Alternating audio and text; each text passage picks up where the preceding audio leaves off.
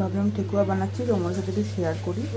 এটা লবণ, ময়দা দিয়েছি আর সুজি, আর পুরোটা মাখতে হবে ঘি দিয়ে। আর এই 1 কাপ হচ্ছে চিনি লাগবে, ঠিক আছে? মানে একটু বেশি করে, যেহেতু আমরা যেমন ময়দা মাখার সময় লুচি করার সময় তেল দিই, ঠেকুয়ার ক্ষেত্রে সাদা তেল দিলে হবে না, এখানে ঘি দিয়ে মাখতে হবে, ঠিক আছে? আমি মেখে নিয়ে তারপর আসছি। মৌরিটা দিতে ভুলে গেছিলাম, মৌরিটা দিয়ে দিচ্ছি।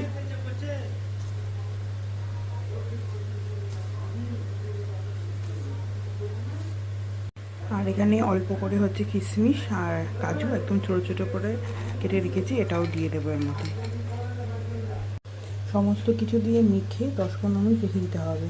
তারপর চিনিগুলো, যেহেতু চিনি ছিল, চিনিগুলো একটুখানি হালকা হালকা মেল্ট হয়ে যাবে অটোমেটিক। এবার এটাকে আবার ভালো করে মেখে নিতে হবে, একদম আটা মাখার, মানে ময়দা যেভাবে আমরা লুচি বানানোর সময় মাখি, একদম সুন্দর করে এটাকে আরও ভালো করে এখন মেখে নিতে হবে। আমি সব কটা রেডি করে নিয়েছি এভাবে, এখানেও আছে। এই কটা আগে করে নিই তারপর। আর এখানে তেলও গরম বসিয়েছি, তেলের মধ্যে অল্প ঘি দেবো।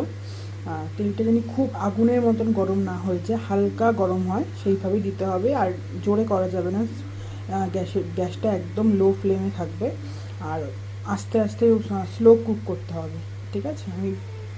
এই যে আমি দিয়ে দিয়েছি, এইভাবে একদম আস্তে আস্তে স্লোভাবে ভাজতে হবে।